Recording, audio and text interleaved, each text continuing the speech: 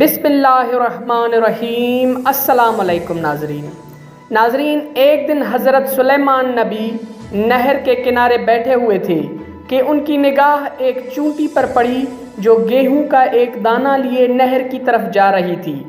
حضرت سلیمان نبی اس کو بہت غور سے دیکھنے لگے۔ جب چونٹی پانی کے قریب پہنچی تو اچانک ایک مینڈک نے اپنا سر پانی سے نکالا اور اپنا منہ کھولا۔ چونٹی اپنے دانے کے ساتھ اس کے منہ میں چلی گئی۔ مینڈک پانی میں داخل ہو گیا اور پانی ہی میں بہت دیر تک رہا۔ حضرت سلیمان نبی اس کو بہت غور سے دیکھتے رہے۔ ذرا ہی دیر میں مینڈک پانی سے نکلا اور اپنا منہ کھولا تو چونٹی باہر نکل آئی، البتہ اس کے ساتھ وہ دانہ نہیں تھا۔ حضرت سلیمان نبی نے اس کو بلا کر معلوم کیا کہ کیا ماجرا ہے اور وہ کہاں گئی تھی۔ اس نے بتایا کہ اے اللہ کے نبی، آپ جو نہر کے تہے میں ایک بڑا کھوکھلا پتھر دیکھ رہے ہیں، اس کے اندر بہت سے کیڑے مکوڑے ہیں۔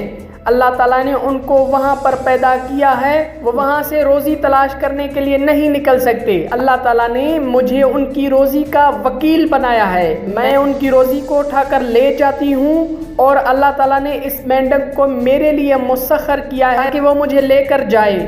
اس کے منہ میں ہونے کی وجہ سے پانی مجھے نقصان نہیں پہنچاتا۔ وہ اپنا منہ بند پتھر کے سوراخ کے سامنے کھول دیتا ہے، میں اس میں داخل ہو جاتی ہوں۔ جب میں ان کیڑے مکوڑوں کو روزی پہنچا کر پتھر کے سوراخ سے اس کے منہ تک آتی ہوں تو مینڈک مجھے منہ سے باہر نکال دیتا ہے۔ حضرت سلیمان نبی نے کہا، کیا تو نے ان کیڑوں مکوڑوں کو تسبیح کرتے سنا؟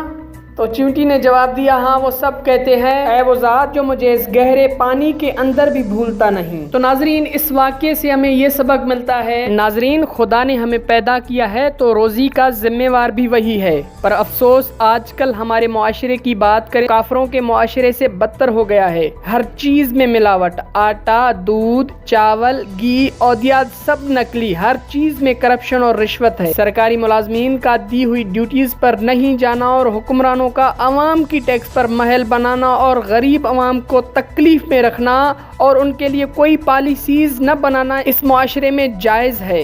اگر آپ پرائمری لیول کا اسکولی سرٹیفکیٹ نکلوائیں، آپ کو اندازہ ہو جائے گا کہ کتنی کرپشن ہوتی ہے۔ اسکول کے ہیڈ ماسٹر سے لے کر اس کے پیان تک سب کو پیسے دیے جا رہے ہیں۔ کیا فقط یہی ایک راستہ رہ گیا ہے رزق و روزی کا؟ ناظرین، رشوت دینے والا اور لینے والا دونوں جہنمی ہیں۔ ہمیں اس بات کے بارے میں سوچنا ہوگا کہ ہم اپنے معاشرے کو کیا دے رہے ہیں، ہم اپنی آنے والی نسلوں کے لیے کون سے رزق کا ذریعہ بنا رہے ہیں۔ ناظرین، خدا نے جب ہمیں پیدا کیا، جب ہم مانگنے کے قابل نہیں تھے، تب بھی خدا نے ہمیں رزق دیا، تو کیا آج وہ ہمیں نہیں دے گا؟ بالکل دے گا۔ بس ہمیں خدا کے بتائے ہوئے راستے پر چلنا ہے، اللہ تعالیٰ کی عبادت کرتے رہنا ہے اور تفرقہ نہیں پھیلانا ہے۔ اور ناظرین، اللہ تعالیٰ کی عبادت فقط مسجد تک محدود نہیں ہے۔ کسی غریب کی مدد کرنا اللہ تعالیٰ کی عبادت ہے، کسی کو راستہ پار کرانا اللہ تعالیٰ کی عبادت ہے، کسی یتیم کی مدد کو جانا اللہ تعالیٰ کی عبادت ہے، انسانوں کی مدد کرنا بھی اللہ تعالیٰ کی عبادت ہے۔ ناظرین، پرندے کبھی بھی اپنا رزق جمع نہیں کرتے، خدا پھر بھی ان کو رزق دیتا ہے۔ ناظرین، ہمیں سوچنا ہوگا کہ ہم اپنی آنے والی نسلوں کو کیسے تیار کر رہے ہیں اور ان کو معاشرتی طور پر ہم کیا دے رہے ہیں۔ ناظرین، ویڈیو کو لائک کریں، کمنٹ کریں، شیئر کریں اور میرے اس چینل کو سبسکرائب کریں اور بیل آئیکن کو بھی پریس کریں تاکہ ہر نیو آنے والی ویڈیو آپ کو وقت کے ساتھ ملے۔